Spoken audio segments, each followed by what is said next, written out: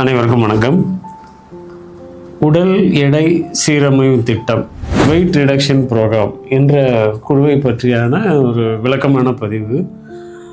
உடல் பருமன் இன்று உள்ள வாழ்க்கை முறையில் நிறைய பேருக்கு இந்த உடல் பருமன் என்பது இப்போ சமீப காலமாக அதிகமாக இருக்கிறதுக்கு காரணம் என்னவாக இருக்கும்? எல்லோரும் நினைக்கிறது கண்டமணிக்கு சாப்பிட்றது அப்படின்றது. அதாவது வெறும் உணவுனால் மட்டும் உடல் பருமன் ஆகிறதே இல்லை. அது ஒரு சின்ன ஒரு காரணம், அவ்வளோதானே தவிர உடல் எடைக்கு கூடுவதற்கான அடிப்படை காரணம் உடல் பருமன் ஆகிறதுக்கு. அதாவது உடல் பருமன் ஆகிறது என்பது உடலுக்கு ஒரு சாதாரண வேலை இல்லை. மிக அதிகமாக உடல் உழைத்து அந்த பருமன் ஆகுது. அதை தான் புரிஞ்சுக்கணும். எப்படி அப்படின்னா, இன்றைக்குள்ள வாழ்க்கை முறை எப்படி இருக்குன்னு நீங்கள் பாருங்கள். அதிக உடல் உழைப்பு இல்லாத வாழ்க்கை இல்லையா? அதோட குளிர் சாதனம் அதிகமாக பயன்படுத்தக்கூடிய வகையில் இன்றைக்கி உள்ள வேலை, தொழில் எல்லாமே அப்படி இருக்குது. அதாவது போகிற வாகனங்களையும் குளிர் சாதனங்கள் பயன்படுத்துகிறாங்க, வேலை பணியில் இருக்கும் போதும் பயன்படுத்துகிறாங்க, தூங்கும் போதும் பயன்படுத்துகிறாங்க. இப்போ உடலில் பொதுவாக இருக்கக்கூடிய வெப்ப அளவு என்ன? ஒரு சராசரி ஒரு மனித உடலுடைய வெப்ப அளவு எல்லாருக்கும் தெரியும், 98.4, 98.4.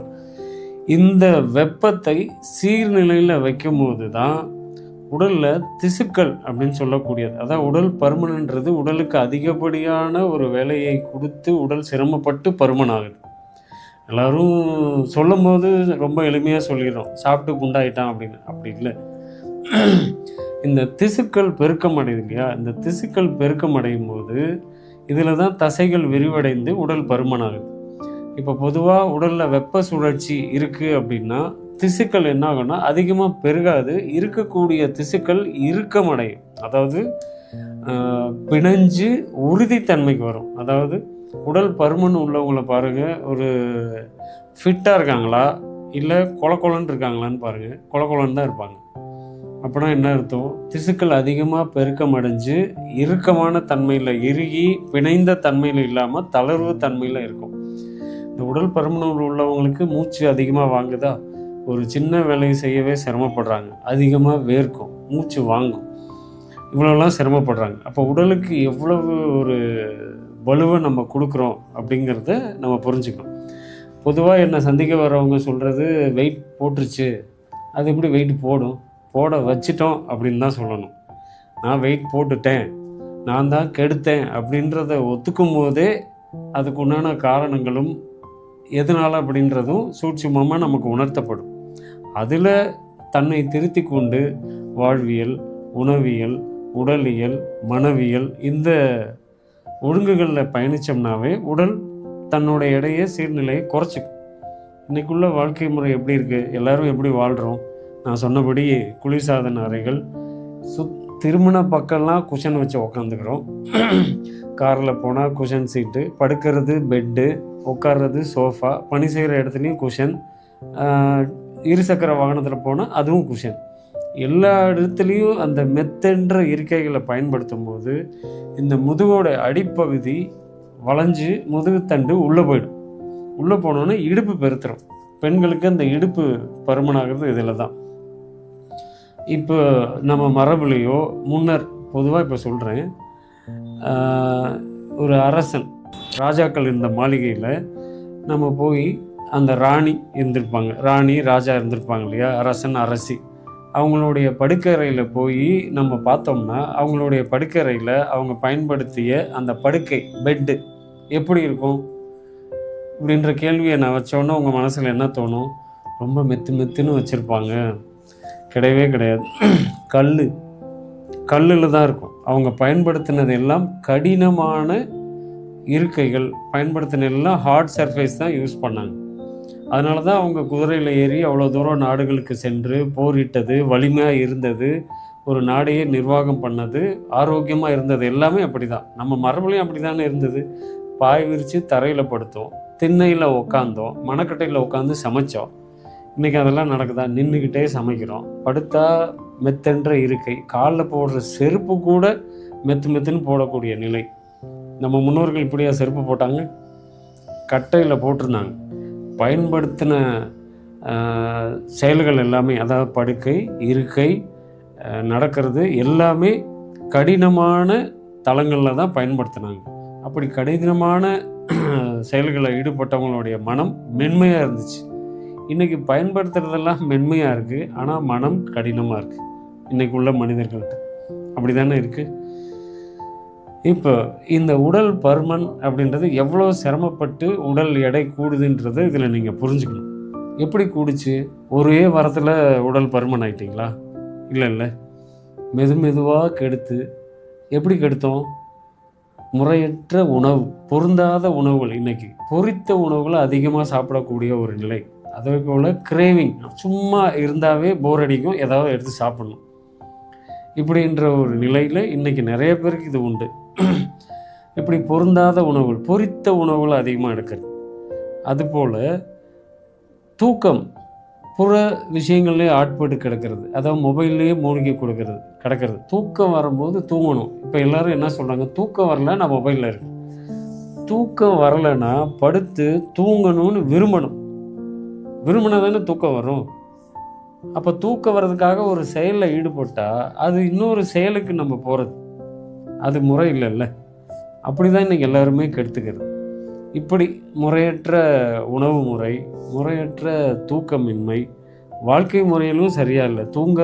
தூங்க வேண்டிய நேரத்தில் தூங்கிறது இல்லை, எழ வேண்டிய நேரத்தில் எழுவதும் இல்லை. காலையில் அதிகாலையில் கண் விழிக்கணும், குளிர்ந்த நீரில் குளிக்கணும், உடற்பயிற்சி செய்யணும், ஐம்பூதங்களோடு இணையணும். இதில் வாழ்க்கை அப்படி தானே வாழ்ந்தோம். இன்றைக்கி அப்படியே இருக்குது. ஏதோ ஒரு துறையில் ஒரு சிறப்பான ஒரு நிலைக்கு வந்துட்டோம் அப்படின்னா எல்லாமே இவங்களை சுற்றி சொல்லணும்னு எதிர்பார்க்குறது இன்றைக்கி உள்ள மனிதர்களுடைய மனநிலை அப்படி தான் இருக்குது. அது ஆங்கிலத்தில் லத்தாஜிக்கலாக இருக்கிறது அப்படின்னு சொல்கிறோம் இல்லையா. இதில் உடல் பருமனாக தான் செய்யும். இந்த குழு ஏதோ ஒரு லேகியத்தை கொடுக்கறதோ இல்லை ஏதோ ஒரு மருந்துகளை கொடுக்கறதோ அப்படி கிடையாது. எப்படி நீங்கள் கெடுத்து உங்கள் உடம்பை பருமன் ஆக்குனீங்களோ அப்படி உடல் உழைப்பால், பொருந்தக்கூடிய உணவுகளால், முறையான வாழ்க்கை முறைகளால், மனதின் ஒழுங்குகளால் தான் இது வடிவமைக்கப்பட்டிருக்கு. அப்படிப்பட்ட விஷயங்களை கொடுத்து வழி நடத்துவது தான் இந்த குழு. பொதுவாக ஆரோக்கிய மையத்தில் உடல் பருமனுக்கு நாங்கள் ட்ரீட்மெண்ட்டே கொடுக்க மாட்டோம். இப்போ எல்லாருமே அதிகமாக அதை கேட்டு இதுக்கு கண்டிப்பாக நீங்கள் ஏதாவது செய்யுங்க அப்படின்னு ரொம்ப வலியுறுத்தி கேட்டதுனால தான் இந்த குழு துவங்கப்படுது. ஆமாம், அதாவது காய்ச்சல், சளி, குழந்தையின்மை, உடல் பருமன், இதுக்கெல்லாம் மருத்துவமே பார்க்கக்கூடாது. ஆனால் இதுக்கு எல்லாத்துக்குமே இன்றைக்கி மருத்துவம் இருக்குது. இதுதான் அடிப்படை மருத்துவமாகவே இன்றைக்கி இருக்குது. இதெல்லாம் தன்னால் வர்றதில்லை, அவர்களால் கெடுத்து கொள்வது தான் இது. அப்போ கெடுத்தவங்க தான் அதை திருத்திக்கணுமே தவிர யாருக்கு எடுத்தாங்களோ அவங்க தான் சரி பண்ணணும். அதை விட்டுட்டு யாரோ ஒருத்தவங்க என்னை சரி பண்ணி விடுவாங்கன்னு எதிர்பார்த்தா அது இன்றைக்கி நம்ம பார்க்குறோம். விளம்பரங்களில் தூண்டுதல் அதிகமாக தூண்டப்படுறதும் மிகைப்படுத்தியும் இத்தனை நாளில் இவ்வளோ எடை குறையும் அப்படின்ற விளம்பரங்கள்லாம் பார்த்து அதில் போய் சிக்கி அதன் பிறகு அதில் அவதிப்படுறதெல்லாம் நம்ம பார்த்துட்டு தான் இருக்கோம். இது அப்படிப்பட்ட குழுவில் அப்படி எதிர்பார்த்தும் இங்கே இணைய வேண்டாம். இந்த குழு கேட்கலாம், நீங்கள் இணையும் போது இதில் கொடுக்கப்பட்ட எண்ணில் தொலைபேசியில் நீங்கள் கேட்பீங்க, 3 மாதம் நான் பயணித்தா எவ்வளோ எடை குறையும், எத்தனை நாளில் எடை குறையும் அப்படின்றது. இந்த குழுவோட முதல் சத்தியமே என்ன தெரியுங்களா? இந்த குழுவில் இணைஞ்சு ஆரம்பிச்சிங்கன்னா நீங்கள் வெயிட் செக் பண்ணவே கூடாது. குழு முடிகிற வரைக்கும் வெயிட் செக் பண்ணக்கூடாது. அது உங்கள் தலைமையில் நீங்கள் கை வச்சு சத்தியம் பண்ணிக்கிட்டு இந்த குழுவில் பயணிக்கணும். சும்மா போய் உடனே இட மிஷினில் ஏறி நின்று இவ்வளோ குறைஞ்சிச்சான்னு இன்றைக்கி எல்லாத்தையும் சோதனை பண்ணுறீங்களே. நீங்கள் தான் உங்கள் உடலையே சோதனை பண்ணுறீங்களே. சர்க்கரை சரியாக இருக்கா, தைராய்டு சரியாக இருக்கா, பிபி சரியாக இருக்கா, எத்தனை கருவிகளை வச்சு தான் நீங்கள், இந்த கருவிகளால் நிறைஞ்சதான் இன்றைக்கி வாழ்க்கை. கடவுள் படைத்த படைப்பு இந்த அற்புத உடல். இதை நம்பாமல் கருவிகளையும் மருத்துவத்தையும் நம்பி போயிட்டே இருந்தீங்கன்னா தீர்வுகள் இல்லை. நீங்கள் தேடுறது தீர்வு இல்லை, ரெமடி, அதாவது ஒரு வடிகால் மாதிரி தெரியும். நீங்கள் மெனக்கெட்டாதான் இது சரியாக வரும். அப்படி தான் இங்கே வழி நடத்தப்படும் இந்த குழுவில். அப்படி இந்த கொடுக்கப்பட்ட தொலைபேசி எண்ணில் நீங்கள் தொடர்பு கொண்டு இந்த கேள்வியை கேட்டிங்கன்னா இந்த கேள்வி உங்களுக்கு தான் திருப்பி கேட்கப்படும். 3 மாதத்தில் எவ்வளோ குறைச்சிப்பீங்க அப்படிங்கிறது தான் கேள்வி. ஏன்னா இதில் முக்கியமாக அதிகாலை 5 மணிக்கு யோக பயிற்சிகள் இணைய வழியாக நேரடியாக கொடுக்கப்படும்.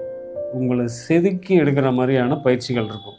உடல் வேர்க்கும், நுரையீரல் விரிவடையும். தினமும் காலை உடற்பயிற்சி செய்து நம்ம உடம்புல நம்ம வேர்வையை நம்ம பார்க்கணும். அதுதான் உடல் உழைப்பு. உடலுக்கு சரியாக தெரியும் உடல் உழைப்பு எது, உடற்பயிற்சி எதுன்னு தெரியும். இன்னைக்கு பயிற்சியாவது செய்யுங்களேன். பயிற்சி செய்யுங்கன்னு சொன்னோன்னா எல்லாரும் என்ன சொல்கிறாங்க, நான் வாக்கிங் போகிறேன். வாக்கிங் போகிறதுன்றது பயிற்சியா? அது இயல்பு தானே.